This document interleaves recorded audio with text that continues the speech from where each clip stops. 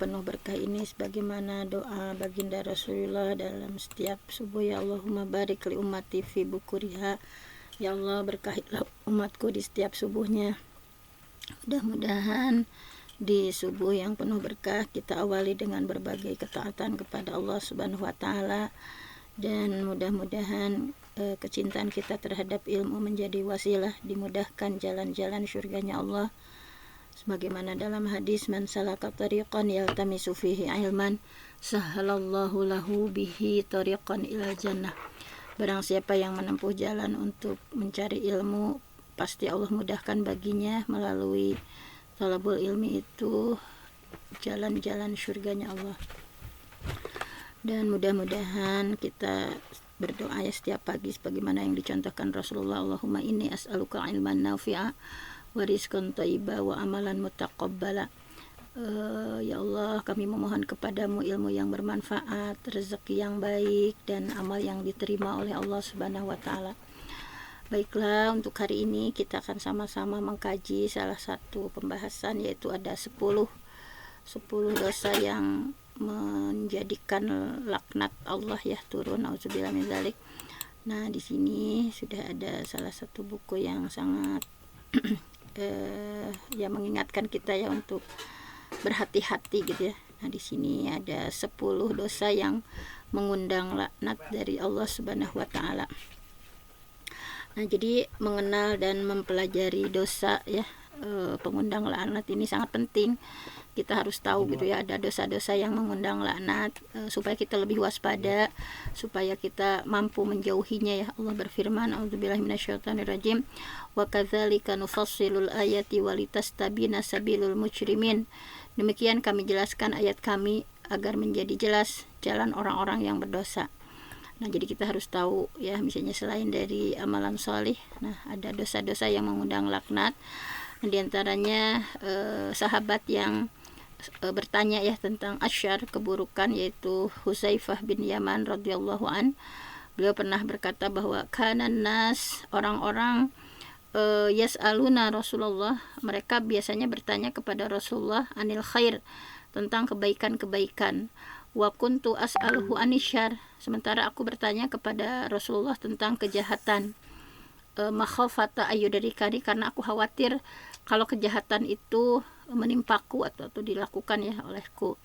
Nah, di sini bahwa perlu kita ketahui bahwa dosa dan maksiat yang dilakukan seorang hamba tentu saja akan menimbulkan dampak buruk ya, baik untuk pribadinya ataupun masyarakatnya, karena dosa itu adalah sumber dari biang kehancuran ya, baik di dunia maupun di akhirat.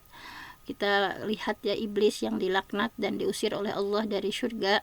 Kemudian kita juga menjadikan pembelajaran yang berharga ya, Nabi Adam dan Siti Hawa dikeluarkan dari surga, diturunkan ke dunia. Kemudian bagaimana akibatnya kaum Ad ya, kaum Tsamud yang dibinasakan, kemudian Fir'aun ditenggelamkan. Nah, semua itu disebabkan oleh dosa yang mereka lakukan gitu ya. Bahwa dalam Quran surah Asy-Syura, a'udzubillahi minasyaitonirrajim, wa ma asabakum, apa saja musibah, wa ma asabakum min musibah, apa saja musibah yang menimpa kalian, fabima kasabat aidikum, maka itu disebabkan oleh perbuatan tangan kalian. Wa ya'fu an katsir, bahwa Allah memaafkan sebagian besar dari kesalahan-kesalahan kalian. Nah, jadi di sini Syekh Utsaimin menyampaikan bahwa demi Allah, sesungguhnya kemaksiatan itu sangat berpengaruh pada keamanan suatu negeri, kenyamanan suatu negeri, dan perekonomian rakyat. Karena sesungguhnya kemaksiatan itu menjadikan manusia saling bermusuhan satu sama lain. Nah, di sini Ibnu Qayyim ya dalam kitab Ad-Dawa menyampaikan bahwa dampak negatif yang ditimbulkan dosa, dampak negatif yang ditimbulkan maksiat itu bisa menyebabkan turunnya laknat ya, atau ya turunnya laknat dari Allah Subhanahu wa taala. Apa itu laknat gitu ya? Nah, jadi kan ada 10 dosa yang mengundang laknat Allah. Apa laknat itu? Laknat itu adalah al-bu'du ya an rahmatillah, jadi dijauhkan dari rahmat Allah. Ketika seseorang melakukan dosa tersebut sehingga jauh dari rahmat Allah, Nah, jadi orang-orang yang dilaknat Allah itu adalah orang-orang yang dijauhkan dari rahmat Allah, orang-orang yang dijauhkan dari ampunan Allah Subhanahu wa taala. Dan ini adalah tentu saja kerugian yang besar ya ketika hamba dijauhkan dari rahmat Allah, karena kita sebagai seorang hamba masuk surga itu bukan dengan amalan kita ya, karena rahmat dari Allah Subhanahu wa taala, karena ampunan dari Allah Subhanahu wa taala. Nah, di sini ada beberapa dosa yang disebutkan dalam Quran ataupun hadis bahwa dosa itu bisa mengundang laknat Allah ya. Nah, di sini diantaranya dosa yang pertama adalah membunuh jiwa yang diharamkan Allah Subhanahu wa taala. Nah, bahwa dalam surah An-Nisa disampaikan ya, a'udzubillahi minasyaitonirrajim, wa may yaqtul mu'minan muta'ammidan fajazaohu jahannam khalidan fiha wa ghadiballahu alaihi wa la'anahu wa addalahu azaban azima. Wa may yaqtul, barang siapa yang membunuh mukminan, seorang mukmin, muta'ammidan, dengan sengaja, fajazaohu jahannam, maka balasannya adalah neraka jahanam. Kemudian khalidan fiha, kekal di dalamnya, wa ghadiballahu alaihi, dan Allah murka kepadanya, wa la'anahu, Allah melaknatnya, wa adalahu azaban azima, dan menyediakan azab yang besar baginya. Jadi pembunuhan itu dalam Islam adalah dosa besar ya, bahkan paling besar setelah dosa musyrik. Jadi dosa ranking kedua setelah musyrik itu dosa membunuh ya. Pelakunya juga diancam neraka dengan siksaan yang begitu keras. Nah, sekarang ya banyak sekali dalam tayangan gitu ya, bahwa ada pembunuhan. Jadi nyawa itu seperti murah gitu ya, padahal melayangnya nyawa seseorang itu bukan hal yang sepele gitu ya. Nah, sekarang banyak sekali seperti kemarin ya di Palestina, di mana gitu, kita juga di Indonesia juga sama ya.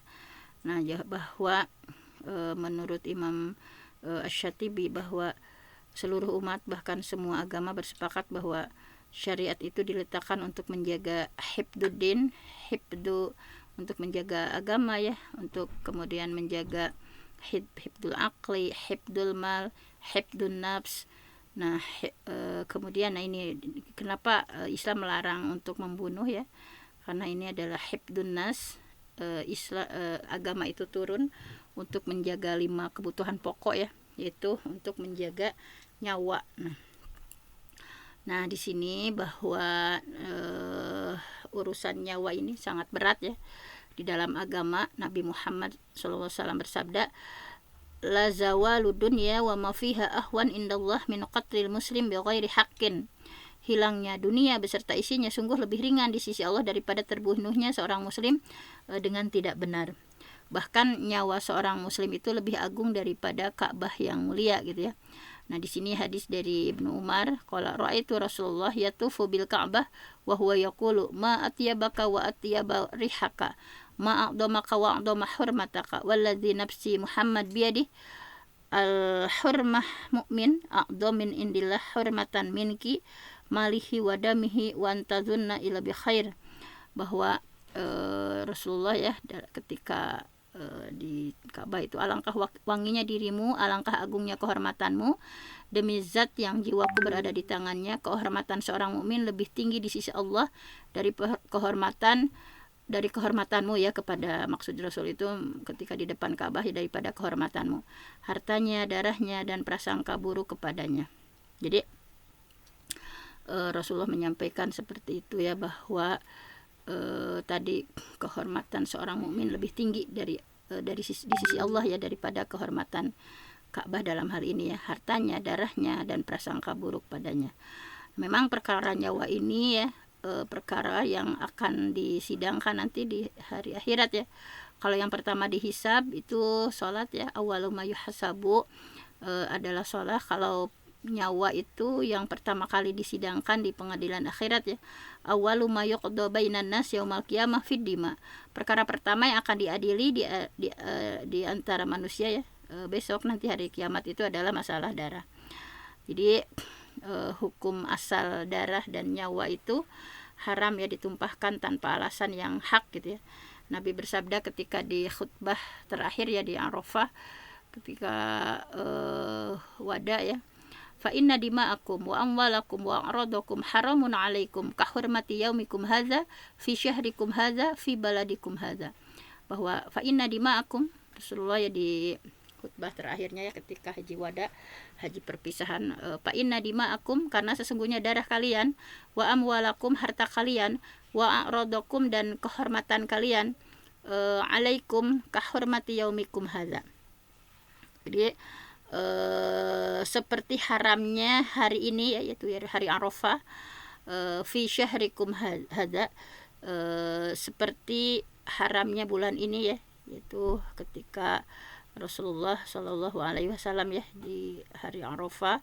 Kemudian fi baladikum hadza, di negeri ini yaitu negeri Mekah. Nah jadi Rasulullah juga bersabda di banyak sekali ya tentang pentingnya menjaga nyawa gitu ya.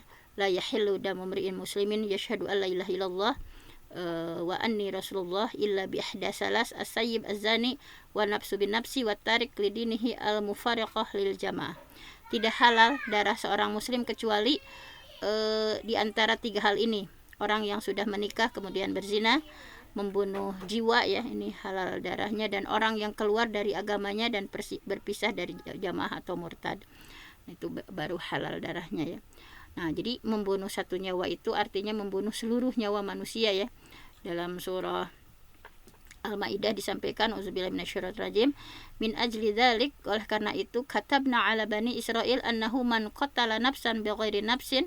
Nah ini barang siapa yang membunuh seorang manusia ya, bukan karena orang itu membunuh yang lain, kemudian bukan karena kisos maksudnya, atau bukan karena membuat kerusakan di bumi, au fasadin fil ar, fa ka'annama qatalan nas jami'a wa man ahyaha fa ka'annama ahyan nas jami'a.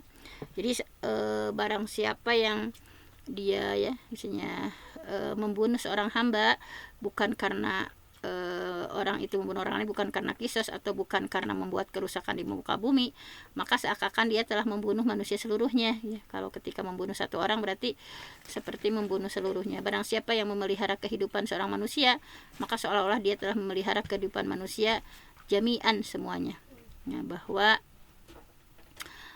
sejarah mencatat bahwa Utsman bin Affan radhiyallahu an ketika dikepung oleh para pemberontak ya, Abu Hurairah mengatakan kepadanya, apakah kita lawan mereka?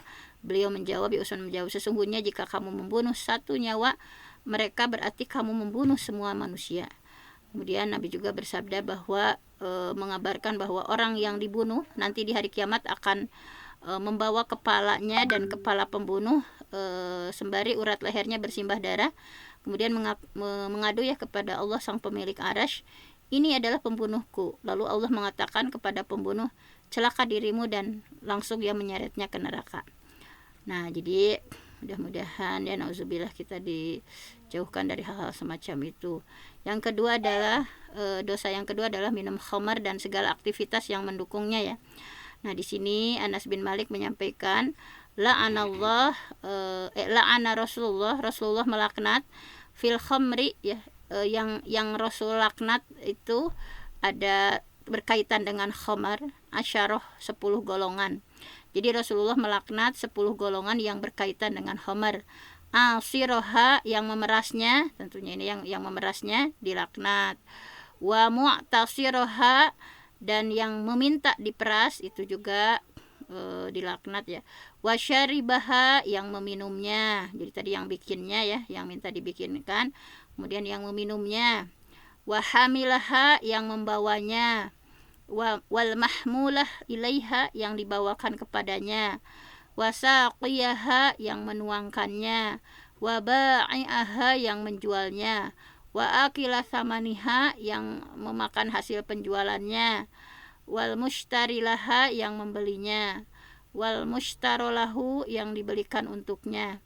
Nah, jadi yang berkaitan dengan khamar semuanya dilaknat itu ya, baik yang memeras, yang minta diperas, yang meminum, yang membawa, yang minta dibawakan, yang menuangkan, yang menjual, yang memakan hasil penjualan, yang membeli, dan yang dibelikan untuknya. Jadi semuanya mendapatkan laknat dari Allah Subhanahu wa taala. Bahwa di sini disampaikan bahwa betul-betul ya tentang haramnya khamar itu dijelaskan dalam surah Al-Maidah. A'udzubillahi minasyaitonirrajim. Ya ayyuhalladzina amanu, wahai orang yang beriman, innamal khamru, sesungguhnya meminum khamar wal maisir, kemudian innamal khamru wal maisir wal ansab wal azlam rizqun min amali syaitan fajtanibuh la'allakum tuflihun. Sesungguhnya minum khamar, berjudi ya, berkorban untuk berhala, mengundi nasib dengan panah, semuanya adalah perbuatan syaitan, maka jauhilah supaya kamu beruntung. Kullu muskir khamrun, setiap yang memabukkan adalah khamar, wa kullu muskir haram, dan setiap khamar hukumnya haram. La yadkhulul jannah mudminu khamrin, pecandu khamar tidak akan masuk surga. Jadi para ulama sepakat bahwa khamar itu hukumnya haram, termasuk dosa besar. Tidak ada perselisihan ya, barang siapa yang meyakini khamar halal, maka siapa yang meyakini jadi tidak ada perselisihan lagi, pokoknya khamar itu adalah haram, khamar itu adalah induk segala macam kejahatan, bahwa seorang yang mabuk itu bisa terjerumus ya. Kita pernah mendengar Barsiso ya, yang baik, seorang alim ulama gitu ya, ketika meminum khamar maka semua dosa yang lain, perzinahan, kemudian membunuh, dilakukan gitu ya dengan khamar. Nah di sini la tashrab al-khamra fa innaha miftahu kulli syarr. Jangan kau meminum khamar karena ia adalah kunci semua keburukan. Rasulullah juga bersabda bahwa al-khamru umul fawahish. Khamar itu adalah induk dari kekejian, wa akbarul kabair, dan dosa yang paling besar. Man syaribaha, barang siapa meminum khamar, waqa'a ala ummihi, ia bisa berzina dengan ibunya, wa khalatihi, bisa berzina dengan saudara ibunya, wa amatihi, bisa menjadi sebab dia berzina dengan saudari ayahnya. Jadi begitu bahayanya khamar ya, bahwa Islam melarang haram itu karena sangat merusak gitu ya. Dan itu yang dengan setan gitu ya. Innama yuridu syaitan ayyu qiya bainakumul adawah wal baghdha fil khamri wal maisir wa yasuddakum an zikrillah wa anis shalah fahal antum muntahun. Jadi sesungguhnya setan itu memang ingin menimbulkan permusuhan di antara manusia, ingin menimbulkan kebencian di antara manusia gitu ya. Dan dengan sebab minum khamar, berjudi, nah menghalangi kamu dari mengingat Allah. Ini barang bagaimana mungkin ya dengan meminum khamar bisa ingat sama Allah, bisa ingat sama sholat, maka berhentilah gitu ya. Nah Allah bahwa di sini peringatan ya, bahwa Islam mengharamkan khamar untuk lihifdil akli ya, untuk menjaga akal gitu ya. Karena tentu saja akal yang waras akan menerima keharamannya. Bahwa kemudian banyak lagi ya. Nah di sini yas'alunaka 'anil khamri wal maisir qul fihima itsmun kabiru wa manafi'u linnas wa itsmuhuma akbaru min naf'ihima. Nah ketika ada yang mengatakan bahwa bukankah khamar itu ada manfaatnya untuk peningkatan pemulihan ekonomi gitu ya. Nah ini adalah pemikiran yang keliru ya. Karena ada manfaat juga di sini bahwa harus difikirkan itu. Nah bahwa manfaatnya sedikit tetapi madaratnya lebih banyak gitu ya. Bahwa di sini di surah Al-Baqarah kan tentang khamar itu bertahap ya, tidak langsung diharamkan. Beberapa tahap Al-Qur'an ini, kalau yang tadi yang sudah akhir ya, kalau ini tahapan bahwa memang masih ada manfaatnya khamar itu gitu. Allah tidak langsung melarang secara keseluruhan ya, bahwa disampaikan qul fihi ma itsmun kabirun wa manafi'u linnas. Ada beberapa manfaat gitu untuk manusia, tetapi dosanya wa ismuhuma akbaru min naf'ihima, dosanya lebih besar daripada manfaatnya gitu ya. Nah jadi dalam hal ini ketika Allah mengharamkan ya tentang khamar ini, memang disampaikan dulu, tidak langsung, karena itu udah di zaman jahiliyah itu sesuatu yang tidak mereka tinggalkan ya, minum khamar itu. Kata Allah masih ada manfaatnya, tetapi kerusakannya jauh lebih besar daripada manfaatnya. Nah sehingga darul mafasid muqaddamun min jalbil masalih. Kalau dalam usul fikih ada ya, darul mafasid, bahwa meninggalkan yang rusak muqaddam, harus lebih utama min jalbil masalih, daripada mendapatkan kebaikan atau kemaslahatan. Nah jadi di sini disampaikan bahwa di tengah umat ini akan ada azab yang dibenamkan ke dalam bumi ya. Nah ini dari Nabi Muhammad SAW. Yakunu fi hadhil ummah khasfun wa qadfun wa maskhun. Qalu ya Rasulullah wa mata dzaka? Qala idza dhaharatil ma'azib wa kasuratil qiyan wa syubril khumur. Jadi di tengah umat ini akan diazab ya sama Allah, di pembenaman ke dalam bumi ya. Jadi dibenamkan ke dalam bumi, kemudian perubahan wajah, akan dirubah wajahnya, dan akan ada hujan batu. Nanti ya di kata Rasul ya, akan ada suatu umat yang mengalami seperti ini, dibenamkan ke dalam bumi, wajahnya dirubah dan ada hujan batu. Seseorang dari kalangan muslim bertanya, wahai Rasulullah, kapan itu terjadi? Rasulullah menjawab, jika sudah bermunculan penyanyi wanita, alat musik dan miras yang diminum. Nah, kemudian juga banyak sekali ancaman ya, akan ada sekelompok manusia yang mereka minum khamar, mereka menamai khamar bukan dengan nama khamar gitu ya. Kemudian ada nyanyian, ada biduan, maka Allah tenggelamkan mereka ke bumi dan dijadikan mereka itu kera dan babi. Nah, di sini ya, ini peringatan dari Rasulullah bahwa la yashrabanna nasun min ummati al-khamra yasummunaha bighairi ismiha. Jadi nama khamarnya itu tidak dinamai khamar gitu ya. Kemudian yu'rafu ala ru'usihim bil ma'azib wal mutaghaniyat yakhsifullah bihimul ar wa yaj'alu minhumul qirdah wal hanazir. Nauzubillah ya. Jadi ada sekelompok nanti bahwa umatku ya yang akan meminum khamar, tetapi mereka menamai khamar itu bukan nama khamar gitu ya. Sekarang kan banyak ya namanya apa gitu ya. Kemudian sambil didendangkannya seorang biduan, nanti Allah akan tenggelamkan mereka ke dalam bumi dan dijadikan mereka itu wajahnya seperti kera dan babi. Nah, jadi nauzubillah ya, bahwasanya Rasulullah sejak Futuh Mekah menyampaikan, innallaha wa rasulah harrama bai'al khamri wal maitah wal khinzir wal asnam. Sesungguhnya Allah dan Rasulnya mengharamkan jual beli khamar ya, minuman keras, segala sesuatu yang memabukkan, pokoknya bangkai, babi dan berhala. Nah, kemudian Rasulullah melaknat peminum khamar ya, dan seluruh yang terlibat, sehingga khamar itu tadi ya sudah sangat semuanya, yang baik itu yang memerasnya, yang minta diperas, yang mengambil keuntungan, dan itu semuanya ya dilaknat oleh Allah Subhanahu wa taala. Kemudian yang ketiga adalah dosa yang ketiga, ini ada 10 ya, kita mungkin kebagiannya berapa hari ini. Yang ketiga adalah yang akan dilaknat itu mencela para sahabat Nabi. Nah, ini juga hati-hati ya. Man sabba ashabi, barang siapa yang melaknat ya sahabatku, fa alaihi la'natullah, maka atasnya laknatna Allah, wal malaikah, dan laknat dari malaikat, wan nas ajmain, dan laknat dari seluruh manusia. Nah, ini hati-hati ya. Sahabat di sini maksudnya siapa?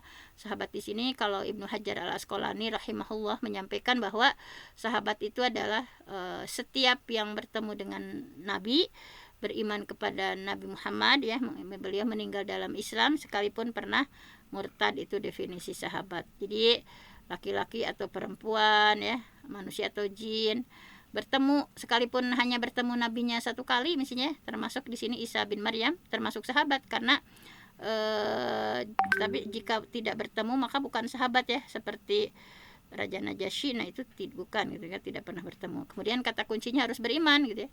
Adapun jika tidak beriman maka tidak termasuk sahabat ya, seperti Abu Jahal kan bersama-sama Nabi, Abu Thalib itu bukan sahabat. Kemudian meninggal dalam keadaan Islam adalah yang murtad, maka bukan sahabat, seperti Abdullah bin Al-Khattal ya, yang dibunuh ya ketika Fathu Mekah.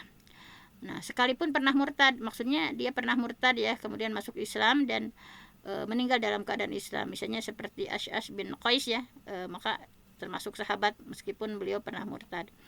Nah, jadi seluruh sahabat itu pokoknya manusia yang mulia ya, harus kita yakini. Kulluhum udul, as-sahabah kulluhum udul.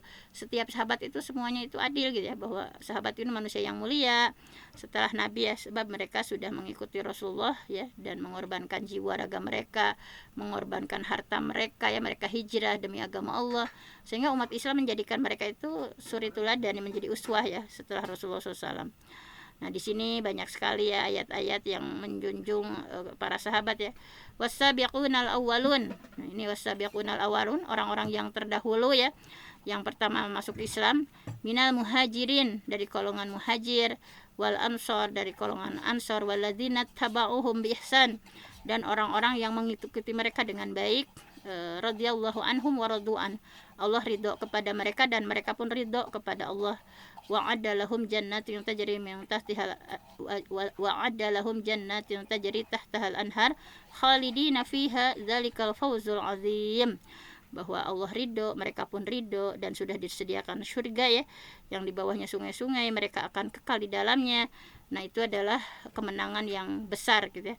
Nah, subhanallah sekalian, untuk para sahabat, bahwa Nah, di sini banyak sekali ya Allah menyampaikan baik dalam ayat ataupun hadisnya bahwa khairun nas, sebaik-baik manusia itu adalah korni, generasiku, kata Rasulullah ya. Tsummal ladzina yalunahum, kemudian yang datang sesudah sahabat ya, sesudah mereka, tsummal ladzina yalunahum, kemudian yang datang sesudah mereka. Nah, ini bahwa Rasulullah menyampaikan ya ada 10 sahabat yang paling utama yang dijamin masuk surga gitu ya. Nah, di sini kemudian ada juga yang disampaikan bahwa bagaimana kemuliaan sahabat ya. Man kana mustannan falyastanna biman qadamata ulaika ashabu Muhammad kanu khairu hadhil ummah wa abarraha quluban wa a'maquha ilman. Nah, jadi barang siapa yang mau mencontoh, maka contohlah orang-orang yang sudah meninggal, yaitu para sahabat Nabi. Para sahabat Nabi itu adalah sebaik-baik umat, paling baik hatinya, paling luas ilmunya, paling sedikit memberatkan diri, bahwa di sini ya keutamaan para sahabat. Nah, bahwa mereka itu adalah bersih, adil gitu ya. Jadi umat Islam sudah sangat sepakat bagaimana tentang as-sahabah kulluhum udul. Nah, bagaimana etika kita ya kepada para sahabat itu mesti seperti apa? Yang pertama adalah mencintai mereka dengan hati dan lisan kita. Bahwa di sini mencintai para sahabat ya, berarti kita sudah mewujudkan ya bagaimana bahwa Allah begitu ridha dengan para sahabat ya. Yubasyiruhum rabbuhum birahmatin minhu wa ridwan wa jannatil lahum fiha na'imun muqim, bahwa Tuhan mereka memberikan mereka dengan memberikan rahmat darinya, memberikan keridhaan kepada para sahabat, memberikan surga, mereka memperoleh di dalamnya kesenangan yang kekal. Nah, di sini Imam Malik ya menyampaikan bahwa adalah para salaf, mereka mengajarkan kepada anak-anak mereka untuk mencintai kepada Abu Bakar, untuk mencintai kepada Umar bin Khattab. Mereka mengajarkan surah ya dalam Al-Qur'an. Nah, jadi kemudian cintai dengan hati dan lisan ya, ajarkan kepada anak-anak tentang keutamaan para sahabat ya, bagaimana keutamaan Abu Bakar, keutamaan Umar, Utsman, Ali dan sahabat-sahabat yang lain. Kemudian kita juga harus memohonkan rahmat dan ampunan untuk mereka ya. Dalilnya di surah Al-Hasyr. Nah, ini doanya bagus ya. Rabbana ighfir lana wa li ikhwanina alladzina sabaquna bil iman wala taj'al fi qulubina ghillan lil ladzina amanu rabbana innaka raufur rahim.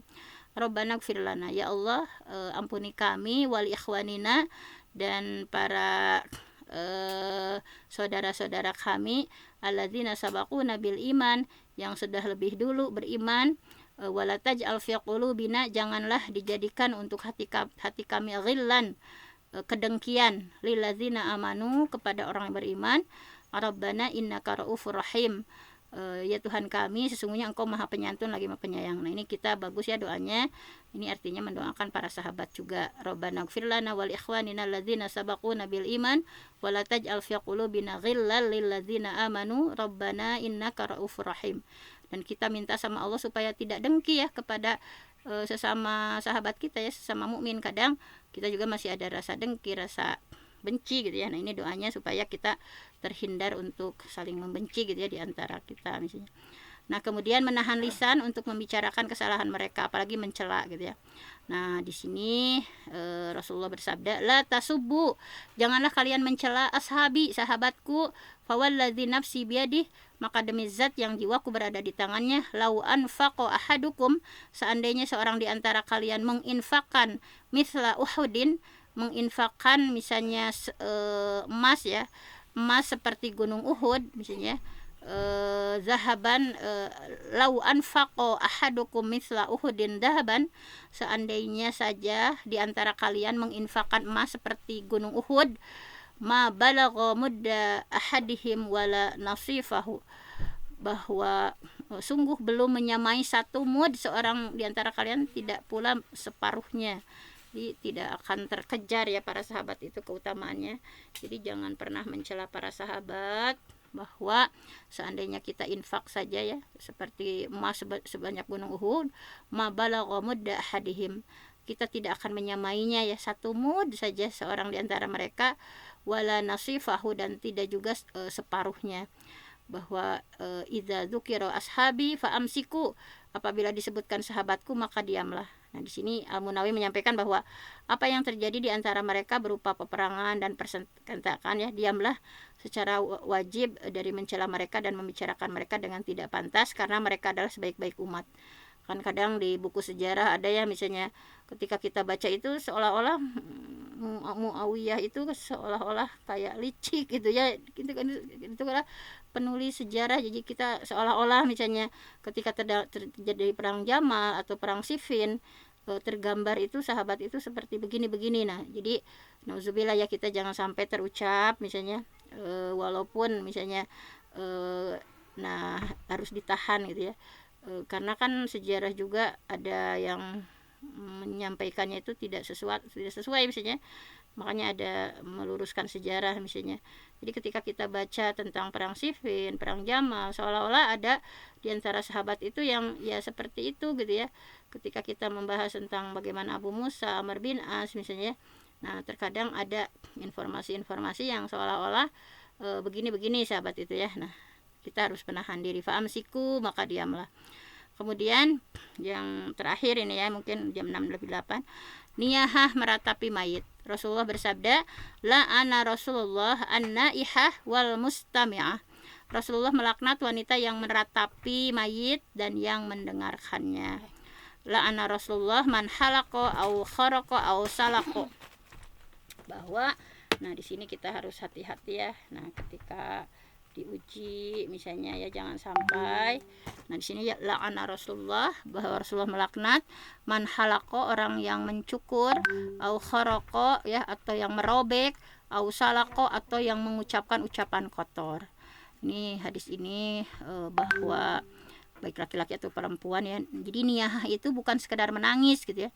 Jadi niyahah itu misalnya kenapa gitu ya, niyahah akan mendapatkan laknat, bukan sekedar menangis biasa, tetapi tangisan yang meratapi gitu ya, meraung-raung sampai memukul-mukul badan atau merobek-robek pakaian misalnya. Nah, ini tidak boleh. Nah, jadi di sini sekalipun ini ditujukan kepada perempuan ya, namun bukan berarti laki-laki boleh hukumnya gitu. Nabi mengkhususkan kaum perempuan karena ini perempuan yang paling dominan untuk niyahah gitu ya. Bahwa dulu ada beberapa perempuan yang bekerja khusus untuk meratapi mayat ya, mereka diundang ke rumah keluarga mayat, digaji gitu. Dikisahkan ada seorang penyanyi menikah dengan wanita tukang meratapi ya. Suaminya pernah mendengar sang istri berdoa, ya Allah luaskan rezeki untuk kami. Mendengarnya, suami pun bertanya, wahai istriku, di dunia ini ada kegembiraan dan ada kesedihan. Kedua-duanya telah kita miliki. Kalau ada kegembiraan, manusia memanggilku, dan bila ada kesedihan, mereka memanggilmu. Nah, di sini jadi intinya niyahah itu ya, meratapi mayit itu banyaknya beda-beda ya keadaannya gitu ya. Tapi kalau misalnya menangis biasa, menangis sedih, tentu saja boleh ya menangis. Misalnya ketika Rasulullah juga menangis ya ketika putra beliau Ibrahim meninggal gitu ya. Innal ain, sesungguhnya mata, tadma, meneteskan gitu ya, air mata, wal qalba yahzan, hati pun bersedih, wala taqulu illa ma yarda rabbuna, namun kami tidak mengucapkan kecuali apa yang diridhoi oleh Allah ya. Wa inna bi firaqika ya Ibrahim lamahsunun, dan sesungguhnya kami benar-benar bersedih atas perpisahan denganmu wahai Ibrahim. Nah, jadi Rasulullah juga ketika meninggal ya putranya Ibrahim menangis, tetapi menangisnya ya tidak berlebihan gitu ya, tidak niyahah. Bahwa para ulama menjelaskan menangisi mayit itu ya, yang pertama menangisinya sampai pada derajat meratapi, yaitu dengan mengeraskan tangisan misalnya, mengeraskan tangisan, kemudian menaburkan debu ke kepala, memukul-mukul wajah, maka ini hukumnya haram. Dan ini yang dimaksud dengan niyahah dalam hadis ini. Yang kedua adalah menangis secara wajar tanpa mengeraskan suara, misalnya menangis biasa saja, hukumnya boleh. Nabi pernah menangis dan mengabarkan bahwa tetesan air mata dan kesedihan dalam keadaan ini adalah rahmat ya. Perhatikan salah satu hadis tentang masalah ini, bahwa jadi meratapi mayit itu hukumnya haram ya. Ini sudah ijma ittifaq ulama. Meratapi juga termasuk perkara jahiliyah dan dosa besar, karena Nabi mengancam pelakunya dengan azab dan laknat. Syekh Imam An-Nawawi menyampaikan bahwa dalam hadis ini ada dalil tentang haramnya meratapi ya, dan ini sudah disepakati ya, ittifaq ulama, sudah ijma ulama gitu ya. Dan ini haram ya, termasuk jahiliyah dan seperti itu. hikmahnya gitu ya, hikmah baik dari larangan ini. Jadi meratapi mayat itu hanya akan menambah kesedihan gitu ya. Meratapi mayat itu berarti menunjukkan kemurkaan, kebencian dan tidak sabar terhadap takdir yang sudah Allah tetapkan. Meratapi mayat itu tidak akan merubah takdir ya, dan juga tidak bisa mengangkat musibah. Meratapi mayat itu menyalakan kembali api kesedihan.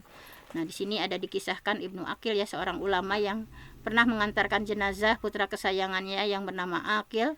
Ketika berada di kuburan, ada orang yang berteriak dan membacakan firman Allah, qalu ya ayyuhal aziz innalahu aban syaihan kabira fakhudh ahadana makanahu inna naraka minal muhsinin. Mereka berkata bahwa wahai Aziz, sesungguhnya ia mempunyai ayah yang sudah lanjut usia. Lantaran itu ambillah salah seorang di antara kami sebagai gantinya, sesungguhnya kami melihat kamu termasuk orang yang berbuat baik. Kemudian mendengar hal itu Ibnu Aqil berkata, sesungguhnya Al-Quran diturunkan untuk menenangkan kesedihan, bukan untuk menyalakan kesedihan gitu ya. Banyak beberapa hal yang dilarang ya oleh Nabi, tetapi manusia masih mengerjakannya. Misalnya menangis dengan keras, memukul pipi, merobek baju, mengurai rambut, ratapan di bulan Asyura gitu ya. Misalnya ada kelompok Syiah yang ada upacara kesedihan ya, di kelompok Syiah misalnya ada upacara kesedihan, ratapan dengan berdemonstrasi ke jalan, ke lapang, memakai pakaian serba hitam untuk mengenang gugurnya Husain ya. Mereka memukuli pipi, dada, punggung ya, menyobek saku, menangis, berteriak histeris dengan menyebut ya Husain gitu ya. Misalnya diantaranya ada yang masih gitu ya 10 Muharram melakukan hal seperti itu ya, memukuli diri dengan cemeti sehingga berlumuran darah. Nah, ini masih gitu ya dilakukan. Mudah-mudahan kita terhindar ya dari hal-hal semacam itu. Nah, kemudian Imam Syafi'i menyatakannya dalam kitab Al-Umnya, saya membenci ya perkumpulan-perkumpulan dalam hal ini gitu ya. Misalnya nggak boleh diiringi tangisan, karena ini akan terus gitu ya menambah kesedihan, memberatkan tanggungan, serta memang tidak boleh ya, ratapan itu tidak boleh pokoknya. Jadi seperti menolak takdir dari Allah gitu ya.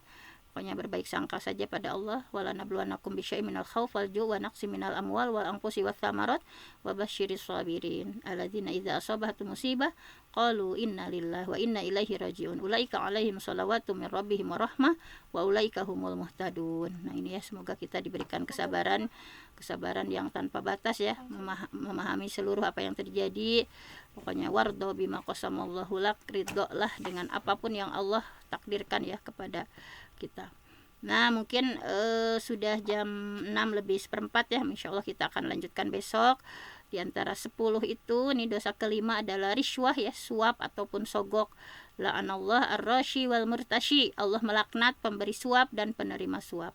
Insyaallah akan kita lanjutkan besok. Terima kasih atas kebersamaannya. Saya mohon ampun sama Allah, yang benar datangnya dari Allah, yang salah dari saya sendiri. Aku lu qauli hadza wa astaghfirullah li wa lakum. Assalamualaikum warahmatullahi wabarakatuh. Waalaikumsalam warahmatullahi wabarakatuh. Nah, silahkan Bunda Siti atau Bunda Lia ya. Ditutup dulu. Bunda Lia kayaknya, Bunda Siti udah masuk sekolah kayaknya. Terima kasih kepada Al-Mukarramah guru kita Bunda Dr. Hajah Penti yang sudah menyampaikan materi. Jazakillah khairan katsiran. Mudah-mudahan Allah berikan pahala yang berlipat ganda kepada beliau. Dan mudah-mudahan apa yang kita pelajari di hari ini menjadi ilmu yang bermanfaat untuk kita semua. Rabbana fa'na bima 'allamtana, Rabbi 'allimna alladzi yanfa'una, Rabbi faqihna wa faqih ahlana wa qurrati lana fi